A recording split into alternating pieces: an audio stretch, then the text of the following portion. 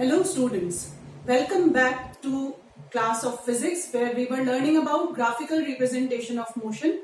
To give a brief recap of all the graphs that you have learned so far, we had displacement time graphs first. If the shape of displacement time graph is a straight line horizontal to the time axis having a zero slope, it means that it represents zero velocity, which also means that the body is at rest.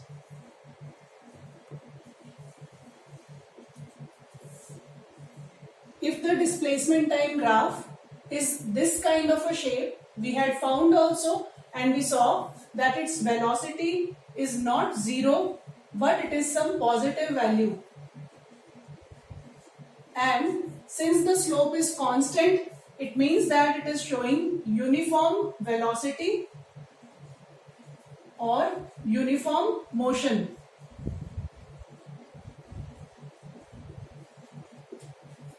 Third case, if you get a curve shape graph or any other irregular shape, then it means that the slope is not constant. Slope is not constant, and as displacement time graph's slope gives us velocity, this also means that velocity is not constant, which also means that the motion is non-uniform.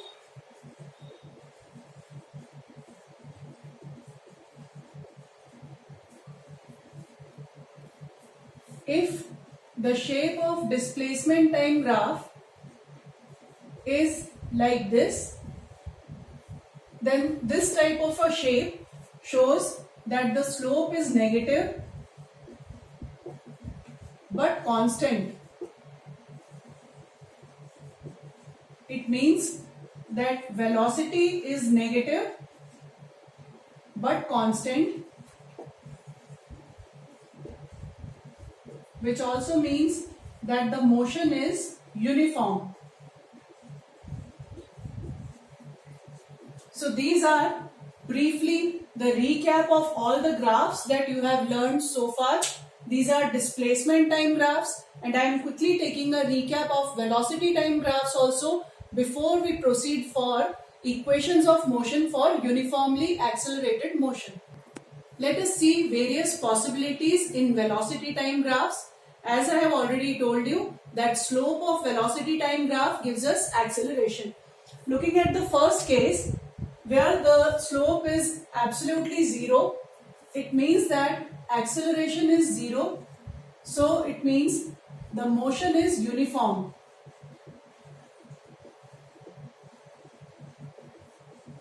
So this graph shows that it is a graph showing uniform motion.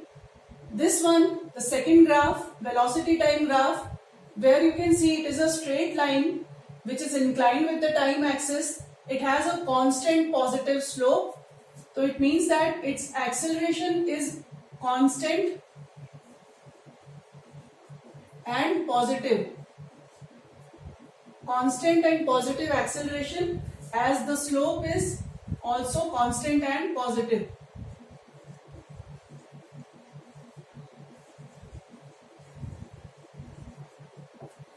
Next example, the velocity time graph is showing an irregular slope. This slope might be irregular in other senses also. Suppose the graph is not like this, but it is somewhere like this and this. The entire graph shows that the acceleration or the slope is not constant.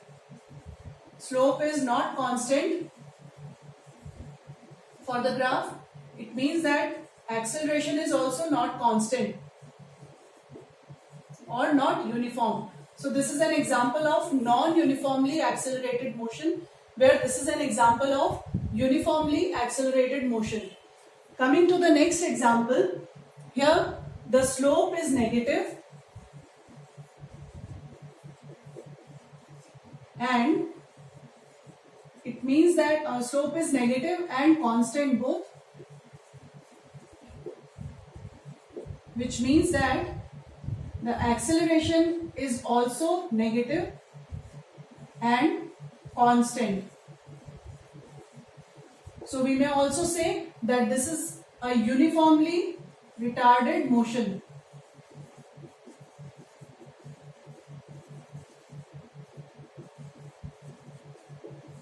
and if the graph ends up to here, it means that it is uniformly retarding to a zero velocity.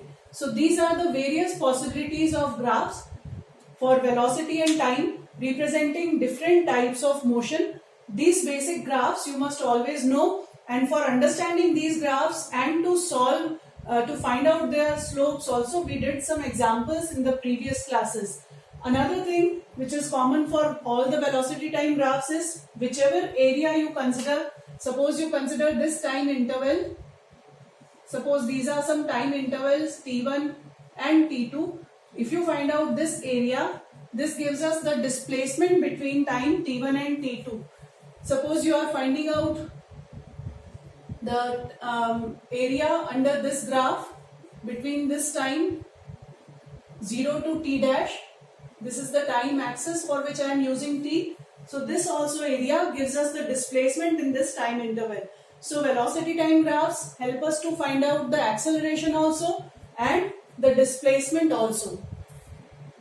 Let us now proceed to the next part of the chapter to derive the equations of motion for uniformly accelerated motion.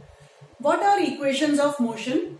We have defined some variables describing motion. The variables that describe motion are displacement, initial velocity, final velocity, acceleration, and above all, time. So these are the 5 variables: displacement, time, velocity, acceleration, and velocity can be classified as initial and final velocity. So equations of motion are the equations which relate these variables together in a definite pattern. So there are 3 equations of motion. In each equation of motion we find that there are 4 variables related together. हर एक equation में कितने variables relate होंगे? 4 variables will be related, and those 4 variables will help us to find out any unknown variable. For example, 3 of them are known. The 4th one we can easily find out when we know that equation. From those equations, we get to solve many numericals, but before that we have to derive those equations. वो equations कहाँ से आई हैं? We will be deriving those formulae. For that, we start from this basic graph. This graph is a velocity time graph. In this graph, instead of numbers, we have taken some variables. This is origin, which is 0. On time axis, I have taken some time t. 0 से लेके t तक हमारी observation चली है इस graph में. At time 0, velocity of the observed quantity or the observed motion is u.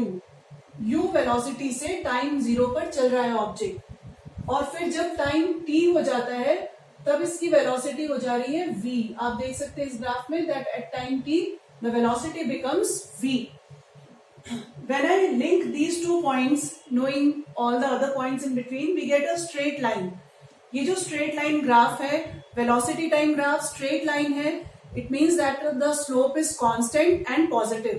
इसका मतलब ये ग्राफ हमें एक uniformly accelerated motion बता रहा है, और ये motion it is starting with some velocity.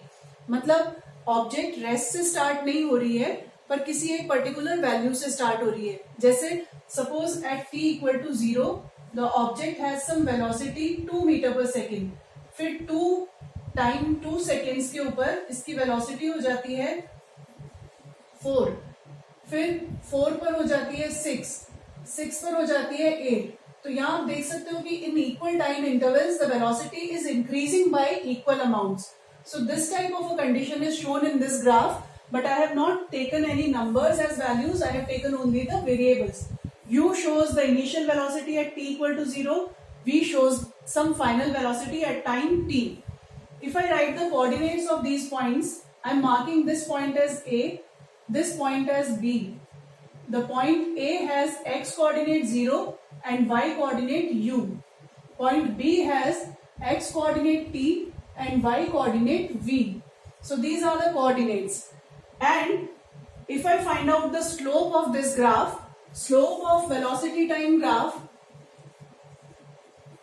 slope of velocity time graph gives us acceleration. This we already know. it means that acceleration will be equal to y2 minus y1 upon x2 minus x1. What is the y2 coordinate in the graph? Look at the graph. See, it is v here. So in place of y2 I write v. What is y1 here? It is u. So in place of y1 I write u. What is the value of x2? It is t, and x1 is 0. So I substitute these values also, and here on left hand side I have a. If I see t minus 0 will remain t, I shift t on this side, I get at is equal to v minus u, or I can also write it as at plus u is equal to v, or this could also be written as v is equal to u plus at. So this is the first equation of motion. Which property of graph have we used? The property of graph used here is slope of velocity time graph gives acceleration, and from here we derive the first equation of motion. As I told you that these equations relate 4 variables at a time. So you can see here that there are 4 variables: v final velocity, u initial velocity, a acceleration, and t is time.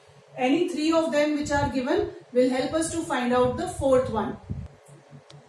Another property of velocity time graph is that if we find out the area bounded by the graph and the time axis, the area gives us displacement. This we have revised also in the same lecture. So if I find out the area of this shape, this area is a trapezium. This shape is a trapezium. Trapezium का area निकालना है, उससे हमें displacement मिलेगा. You can also do it by another way. Suppose you divide it into a triangle and a rectangle and then find out its area. That also will give you the same result. But I am finding it out with using the area of trapezium because it will help me to derive the second and third equation both. So I am using that formula. We know that the property is area under velocity time graph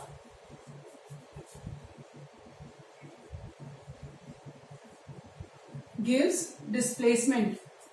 It means S is equal to area OA B, and let me mark this point also. This is some point C. OABC is the trapezium here. Area of trapezium is calculated as half multiplied by sum of parallel sides multiplied by the height or altitude of the trapezium. Now, in this trapezium, the parallel sides are OA and BC. OA और BC parallel sides हैं और trapezium की जो height है वो OC है. तो मैं ये साइड्स भी एक बार लिख देती हूँ so that there will be no confusion. Half OA plus BC multiplied by the height is OC. Now look at the graph carefully. ये 0 है, ये U है.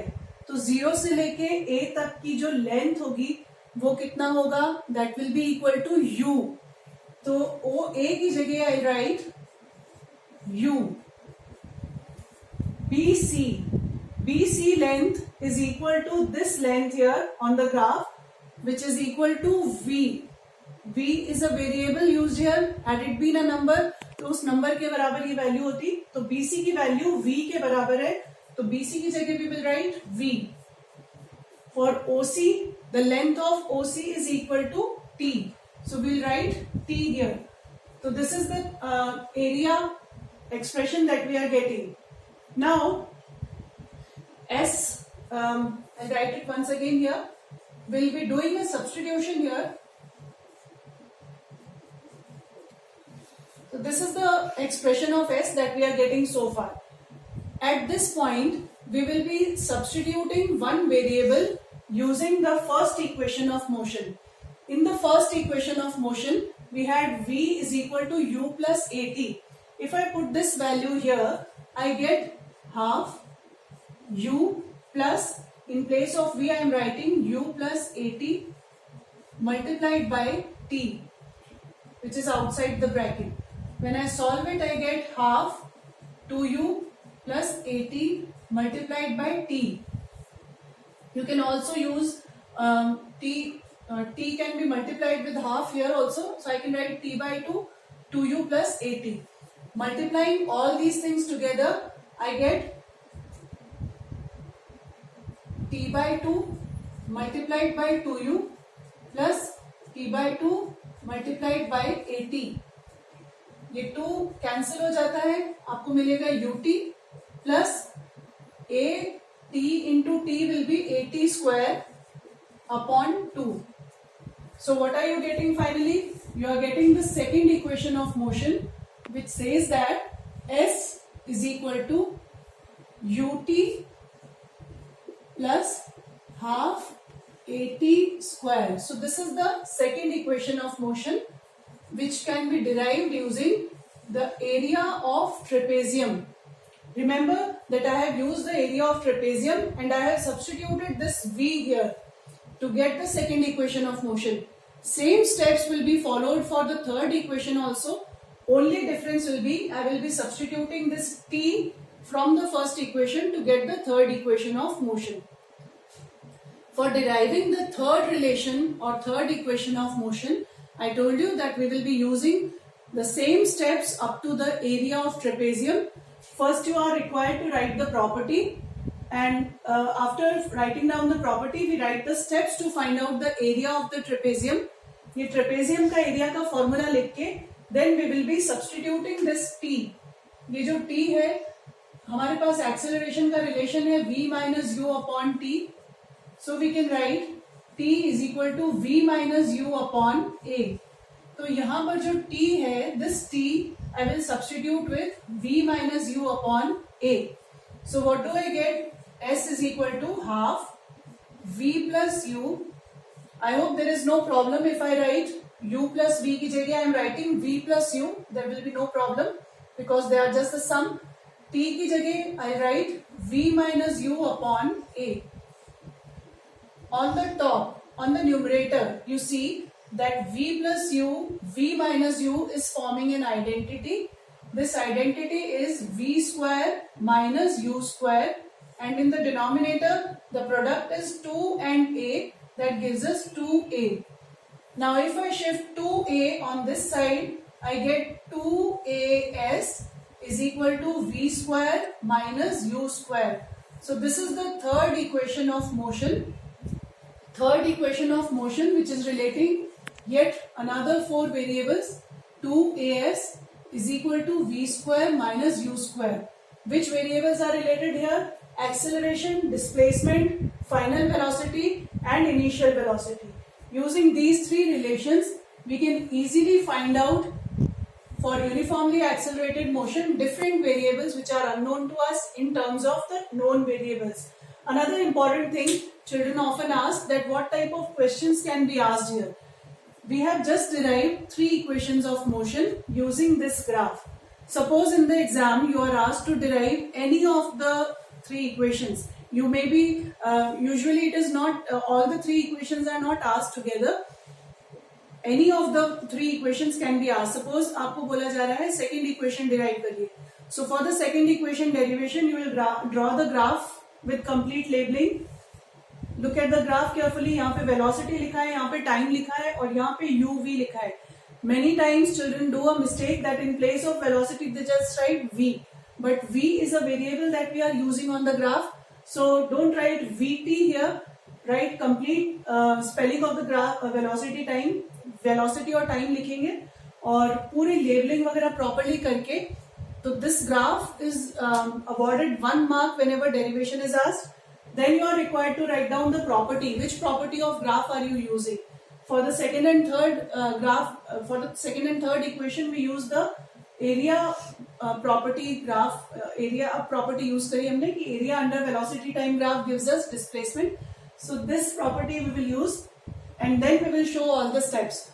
So these steps all should be followed properly so that your derivation goes on absolutely correct without any loss of marks.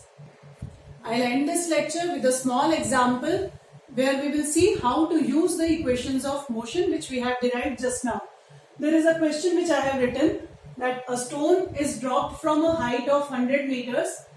एक stone है 100 metre की ऊंचाई से वो गिराया गया है. Drop means just to drop it, कोई उसको फेंका नहीं है. थ्रो अलग चीज होती है, ड्रॉप करना is just dropping like that. Find velocity with which it strikes the ground. Second, time of descent. Time of descent means how much time it takes to come down. So in this question what all things are given to us when any object is dropped from some height. तो उसकी initial velocity 0 होती है. Drop किया है, ये ground है suppose, और ये 100 मीटर की हाइट है. 100 मीटर की हाइट से इसे ड्रॉप किया गया है. ये स्टोन नीचे ड्रॉप कर दिया. जब भी कोई चीज नीचे आती है तो ग्रेविटी उसको एक्सेलरेट करती है with a value of 10 meter per second square. This is acceleration due to gravity which is acting on the stone. Diagram में आप देख सकते हो कि displacement of the stone for the whole journey is 100 meters. This gravity is actually acceleration due to gravity. I hope you by this time understand this much. तो U, G और S ये तीन चीजें हमें इस क्वेश्चन में दे रखी है. We have to find out velocity with which it strikes the ground. यहाँ पर initial velocity 0 है, final velocity हमें निकालना है, and we have also to find that how much time it takes to come down. So velocity and time are the two unknown variables. So which equations can we use? Let us see. We have first equation as b is equal to u plus at. The second one is s is equal to ut plus half at square. Third one is 2as is equal to v square minus u square. These are the three relations that we have. हमारे पास में यहाँ पे u, a, s और v. पहला हमें v निकालना है, तो u, a, s और v ये चार वेरिएबल्स हैं. इन चारों वेरिएबल्स में we can use this equation easily. Directly use कर सकते हैं. वैसे आप कोई सी भी इक्वेशन पे इनडायरेक्टली जा सकते हैं, but this equation can be used directly for this. So I can write v square minus u square is equal to 2as. v हमें निकालना है, unknown. u is 0, 2 remains 2 only. a की जगह हम g डालेंगे, and s is 100 here. The value of s is 100. So this gives us v square is equal to 2000. और इसका मतलब हुआ v क्या होगा? v will be under root of 2000. आप इसका अंडर रूट कैसे निकालोगे? I suggest you one way. 2 is not a perfect square, 10 is also not a perfect square, but 100 is a perfect square. तो आप स्क्वायर रूट यहीं से कर लीजिए. You can directly write from here that v is equal to 10 under root 20. एक और तरीका हो सकता है, we can also write it like 2 into 10 को I can write 2 into 5 into 10 into 10. I am opening it up here only. So now if you want to take the root of it, so this will be equal to 2 and 10, 20 complete square है, और 5. So this is 20 root 5 meter per second is the velocity with which it strikes the ground. You can find out the value of root 5 also, but this much also is enough for your standard 9th standard. Now we are left with finding out the time. For that we will use another equation. Now since we have the value of v also, v is 20 root 5 meter per second, and we are left only with finding out the time. Time would be found using first or second equation both, but here since the square term is there, so I prefer to use the first equation. First equation is v is equal to u plus at. It means t is equal to v minus u upon a.